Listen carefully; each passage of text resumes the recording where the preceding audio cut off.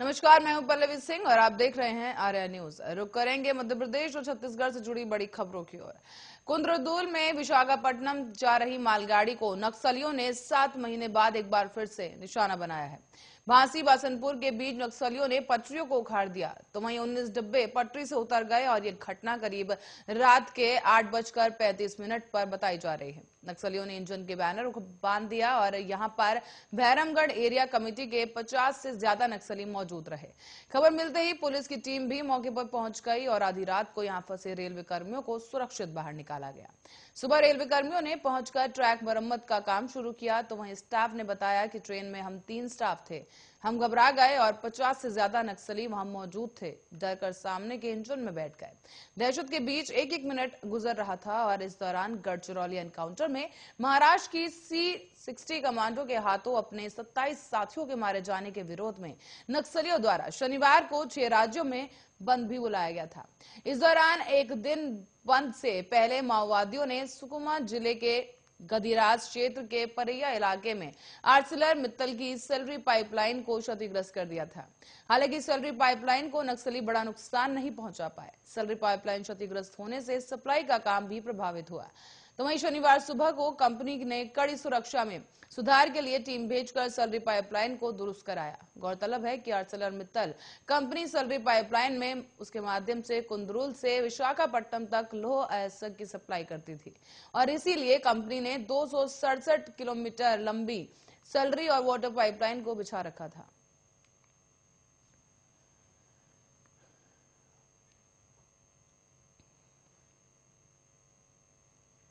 तो वहीं आपको बता दें कि पूर्व मंत्री कुसुम सिंह महदेले को भाजपा की प्रदेश कार्यकारिणी में शामिल नहीं किए जाने का दर्द शनिवार को ट्वीट के जरिए सामने आया। उन्होंने अपने ट्विटर अकाउंट पर लिखा है कि ना हम वरिष्ठ हैं और ना हम वरिष्ठ कार्यकर्ताओं की लिस्ट में शामिल किए गए।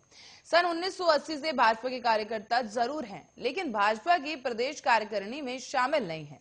उपेक्षित पिछड़ी जाति से हैं और गरीबों को विचिंता को मदद जरूर करते हैं। हमारा यही गुनाह है। बीडी शर्मा जो भिंड के हमारे सांसद हैं, उनका ये ट्वीट सामने आने के बाद अब कई लोग इसे कमेंट और लाइक कर रहे हैं। इसमें कुछ लोगों ने कहा कि पार्टी ने पूर्व में कई पद दिए। पूर्व मंत्री महदले अक्सर ही ट्वीट को लेकर चर्चाओं में बनी रहती हैं। इससे पहले भी उन्होंने दमोह चुनाव के बाद बीजेपी की हार के बाद पूर्व मंत्री जयंत मलैया को पार्टी द्वारा नोटिस दिए जाने और उनके बेटे सिद्धार्थ मलैया की सदस्यता समाप्त करने को दुर्भाग्यपूर्ण बताया था।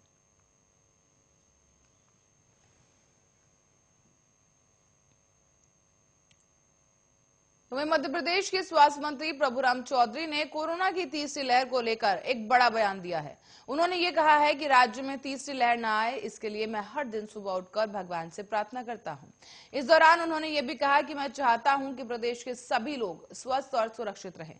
इसके लिए मैं हर दिन भगवान से विनती करता हूं। दरअसल राजगढ़ के जिला अस्पताल में एक कार्यक्रम के दौरान मंत्री ने कहा कि अब प्रदेश में कोई संक्रमित ना हो और ना ही कोई लहर आए, इसके लिए मैं हर दिन याचना करता हूं। दरअसल राजगढ़ जिला अस्पताल में स्वास्थ्य मंत्री सीटी स्कैन मशीन का शुभारंभ करने पहुंचे थे। इस शुभारंभ को लेकर एक कार्यक्रम का आयोजन भी किया गया था। कार्यक्रम के दौरान जब मंच से उन्होंने ये बात कही तो वहां मौजूद लोग एकदम से हक्के बक्के रह गए।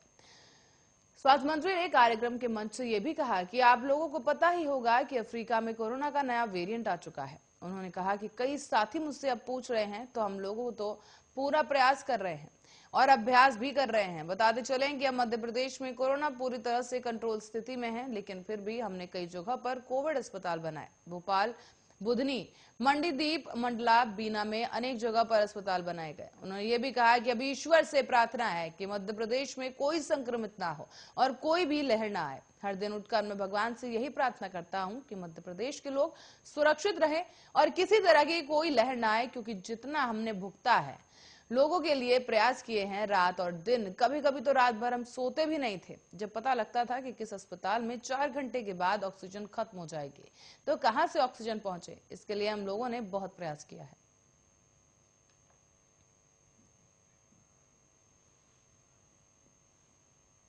वहीं आगे बढ़ेंगे और छतरपुर की बात करें तो छतरपुर में जुए का फड़ पकड़ने का एक लाइव वीडियो सामने आया है। इस वीडियो में पहले तो पुलिस जुआरियों को पकड़ने के लिए दबे पांव जाती दिख रही है और फिर जुआरियों के पीछे भागती नजर आ रही है। ये पूरा मामला लवकुश नगर थाना क्षेत्र का है, जहां पुलिस को जुए के एक फड़ लगा होने की सूचना मिलने के बाद पुलिस की एक कार्रवाई सामने आई है। इसके बाद पुलिस मौके पर पहुंचकर 3 जुआरियों को पुलिस ने धर दबोचा है, तो वहीं अन्य जुआरी भागने में सफल रहे। इस पूरे मामले का एक लाइव वीडियो भी सामने आया, जहां पुलिस शिकारी अंदाज में दबे पांव पहुंची और जिससे जुआरियों को पता तक नहीं चला।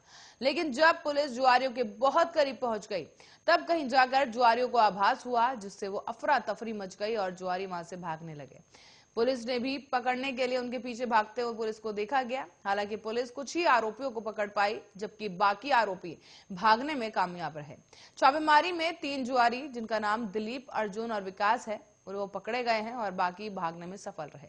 इन तीनों के खिलाफ फिलहाल कार्रवाई के बाद इन्हें जमानत दे दी गई है। और इस पूरे मामले में लवकुश नगर थाना प्रभारी कमलेश साहू ने बताया कि जुआ पकड़ने गई पुलिस टीम में उप निरीक्षक सत्येंद्र, उप निरीक्षक नरेंद्र, तमाम जो पुलिसगण थे मौजूद थे।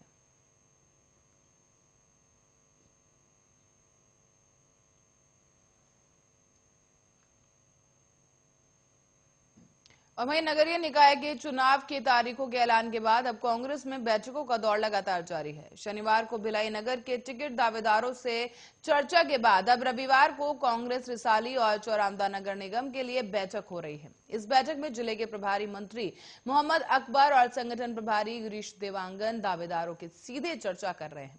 इन बैठकों में गृह मंत्री ताम्रध्वज साहू और मंत्री गुरु रुद्र कुमार भी शामिल हुए। और बताते चलें कि आज सबसे पहले ये बैठक रिसाली नगर निगम के लिए की जा रही है। कहा यह जा रहा है कि ये बैठक 2 बजे तक मधुरीश रेस्टोरेंट आजाद मार्केट सिलाली में हुई थी। और बताते चले कि इस बैठक में नगर निगम रिसाली के चुनाव पर्यवेक्षक मोहम्मद अकबर, गिरीश देवांगन, गृह मंत्री ताम्रध्वज साहू, जिला कांग्रेस कमेटी के अध्यक्ष मुकुल चंद्राकर समेत कई अन्य नेता भी मौजूद रहे। इस कार्यक्रम में ये सभी नेता एक एक कर सभी 40 वार्डों के टिकट दावेदारों से सीधे मुलाकात करेंगे और ये तय करेंगे कि टिकट का सही दावेदार कौन सा कांग्रेसी नेता है और क्यों। रिसाली नगर निगम के 40 वार्डों के पार्षद दावेदारों से मिलने के बाद अब दूसरी बैठक चरौंदा नगर निगम के लिए रखी गई है। ये बैठक दोपहर 2 बजे से कुर्मी भवन भिलाई 3 में रखी गई है, जहां पर जिले के प्रभारी मंत्री और पीएचई मंत्री और गिरीश देवांगन, भिलाई चरौंदा के चुनाव पर्यवेक्षक अटल श्रीवास्तव, पीयूष कोसरे और जिला कांग्रेस कमेटी दुर्ग ग्रामीण के अध्यक्ष निर्मल कोसरे उपस्थित रहेंगे। ये सभी नेता नगर चरौंदा नगर निगम के वार्ड क्रमांक 1 से लेकर 40 तक के कांग्रेस दावेदारों से मुलाकात करेंगे और इसके लिए सभी कार्यकर्ताओं और दावेदारों को उपस्थित रहने के भी निर्देश दिए गए।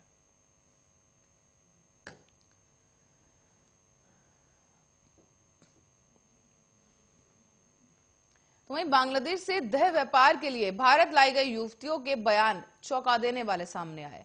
देह व्यापार में लिप्त युवतियों ने पुलिस को बताया कि एजेंट उन्हें व्यापार करने के लिए ज़ैलोकेन नामक इंजेक्शन देता था, जिससे शरीर निर्जीव हो जाता है। बताते चले युवती विरोध भी नहीं कर पाती और इस दौरान विजयनगर थाना प्रभारी तहजीब काजी के अनुसार बांग्लादेश से लाई गई 2 युवतियां पाकीजा और दीपा पुलिस की गिरफ्त में है। तो वहीं रजनी और नेहा इंदौर का पूरा काम संभालती थी। दीपा जायोल शेख की पत्नी बताई जा रही है। गैंग में महिला है और वो महिला को देह व्यापार के लिए दबाव बनाती थी। गैंग में पाकीजा और दीपा, जो कि पहले से ही बड़े एजेंटों से जुड़ी थी, वो महिलाओं पर दबाव बनाती थी। वो युवतियों से कहती थी कि अब वो भारत आ गई हैं और अगर वापस बांग्लादेश जाना है तो बड़ी कीमत चुकानी होगी। इस कारण से पीड़ित और गरीब परिवार की युवतियां इस अनैतिक कार्य के लिए तैयार हो जाया करती थी। और व्यापार में लिप्त विजय दत्त ने बताया कि एजेंट अब उन्हें बांग्लादेश से भारत लेकर आ जाते थे, तो भारत में उनकी पत्नियां उन्हें सभी तौर तरीके सिखाती हैं। इसमें उन्हें कपड़े किस तरह से पहनना है और सामने वाले को किस तरह से रहना है, ये सब कुछ सिखाया जाता था। युवतियों को जब एजेंट खरीद कर भारत ले आते थे तो उनसे जल्दी रुपए कमाने के लिए उन्हें दवाइयां भी दी जाती थी, जिससे युवतियों का एक दिन में कई ग्राहकों के पास वो जा सके। साथ ही अगर एजेंट को ड्रग्स, एमडी जैसे मादक पदार्थ नहीं मिलते थे तो वो एक ऐसे इंजेक्शन का प्रयोग करते थे जिससे युवती बेहोश हो जाए। देह व्यापार में लिप्त आरोपियों ने बताया कि वो जो रुपए बांग्लादेश से लाने वाले को देते थे, उसे वसूल करने के लिए वो युवतियों को नशीली दवा देकर अधिक से अधिक ग्राहकों के पास भेजते थे। इस कारण युवती टूट जाती थी और इसी के बाद अन्य जिलों में उन्हें बेच दिया जाता था।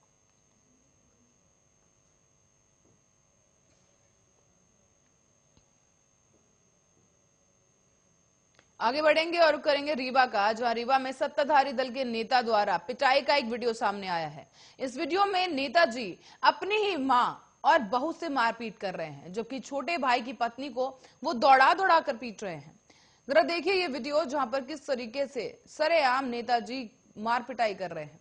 दरअसल ये दोनों के बीच जमीनी विवाद चल रहा है। सिलमौर थाना पुलिस ने इस मामले को दर्ज कर लिया है। फिलहाल घटना 18 अक्टूबर की बताई जा रही है। इस वीडियो को करीब 38 दिन बाद ये वीडियो सामने आया है और सूत्रों का दावा है कि शिया शरण साकेत को 4 दिन पहले ही भाजपा अनुसूचित जाति मोर्चा का जिला अध्यक्ष बनाया गया है। थाना प्रभारी एसएस राजपूत ने बताया कि उमरी गांव निवासी शिया शरण ने 18 अक्टूबर को अपने छोटे भाई की पत्नी और मां को डंडों से पीटा था। विवाद के दौरान बहू पर भी पत्थर की चोट ज्यादा लग गई थी। वारदात के बाद पीड़िता थाने में रिपोर्ट कराने आई थी, तब जाकर पुलिस ने उसे अस्पताल भिजवाया। बताते चलें कि 24 नवंबर को सिया शरण को अनुसूचित जाति मोर्चा का जिला अध्यक्ष भी बनाया गया है। उनकी नियुक्ति भाजपा प्रदेश अध्यक्ष वीडी शर्मा और मोर्चा के प्रदेश अध्यक्ष और पूर्व विधायक डॉक्टर कैलाश जाटव की सहमति पर हुई थी। पद मिलने के चौथे ही दिन करीब 38 दिन पुराना एक ये वीडियो सामने आया है।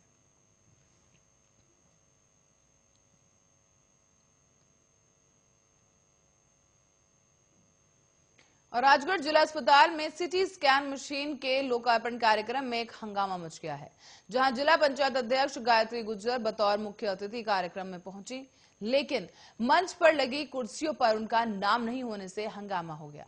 दरअसल कार्यक्रम में शामिल होने के लिए उनके पति और भाजपा जिला उपाध्यक्ष जसवंत गुज्जर अधिकारी पर भड़क उठे। गुज्जर को गुस्से में देखकर तत्काल सीएमएचओ उनके पास आए और हाथ जोड़कर माफी मांगते हुए उन्हें मनाने की कोशिश की। काफी देर तक हाथ जोड़कर सीएमएचओ मिन्नत करते रहे, लेकिन वो नहीं माने। लेकिन बाद में स्वास्थ्य मंत्री ने हस्तक्षेप करते हुए गुज्जर को मंच पर आमंत्रित किया, तब जाकर मामला शांत हुआ है। दरअसल शनिवार को जिला अस्पताल में सीटी स्कैन के लोकार्पण का कार्यक्रम रखा गया था। कार्यक्रम के आमंत्रण पत्र में जिला पंचायत अध्यक्षा गायत्री गुज्जर को अतिथि के तौर पर बुलाया गया था। स्वास्थ्य विभाग की लापरवाही के चलते मंच पर लगी कुर्सियों पर गायत्री गुज्जर की नेम प्लेट ही नहीं थी और इसी के चलते वो नाराज हो गए। मंच के नीचे पति जसवंत के साथ आकर वो बैठ गई और मंच संचालक ने सभी अतिथियों को नाम से बुलाया और मंच पर बिठाया, जबकि संचालक ने भी गायत्री गुज्जर का नाम नहीं बोला, जो जसवंत गुज्जर और नाराज हो गए, जिसके बाद उन्होंने कार्यक्रम में जमकर हंगामा काटा। जसवंत की नाराजगी देखकर जिला अस्पताल के सीएमएचओ डॉक्टर एस यदू दोनों हाथ जोड़कर गलती के लिए माफी मांगने लगे, लेकिन वो नहीं माने। कुछ देर बाद ही भाजपा जिला अध्यक्ष दिलबर यादव के कहने पर गायत्री मंच पर चली गई, लेकिन जसवंत ने भाजपा जिला अध्यक्ष की बात नहीं मानी।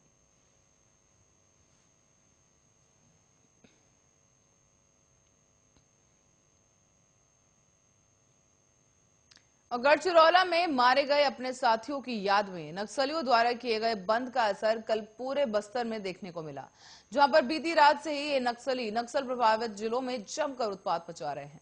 दंतेवाड़ा में पटरी उखाड़ने के साथ ही सुकमा जिले के नक्सल प्रभावित क्षेत्रों में जगह जगह बैनर लगाकर नक्सलियों ने सभी रास्तों को बंद कर दिया। तो वहीं नारायणपुर के परसा गांव में भी नक्सलियों ने बीती रात को एक बड़ी वारदात को अंजाम दिया है। बता दें कि ये सड़क निर्माण के विरोध में नक्सलियों के सरपंच पति की बेरहमी से हत्या कर दी थी। इसके साथ ही सड़क निर्माण कार्य में लगे एक जेसीबी मशीन को भी आग के हवाले कर दिया गया। मामला नारायणपुर जिले के फरसा गांव थाना क्षेत्र का है, जहां देर रात करीब 30 से 40 हथियारबंद नक्सली फरसा गांव थाना क्षेत्र के करमरी गांव पहुंचे और यहां पर सरपंच पति बीजू सलाम को हत्या कर दी। साथ ही आपको बता दें कि वो सड़क निर्माण कार्य को बंद करने की धमकी देते हुए एक जेसीबी मशीन को भी नक्सलियों ने आग के हवाले कर दिया। नक्सलियों ने सरपंच पति बीजू सलाम को वाहन में भी पर्चा चिपकाकर सभी निर्माण कार्य बंद करने की चेतावनी दी है। साथ साथ पुलिस को और प्रशासन का साथ देने वालों को बीजू सलाम की तरह ही मौत की घाट उतारने की भी चेतावनी दी गई। इस घटना के बाद से ही अब पूरे गांव में दहशत का माहौल बना हुआ है।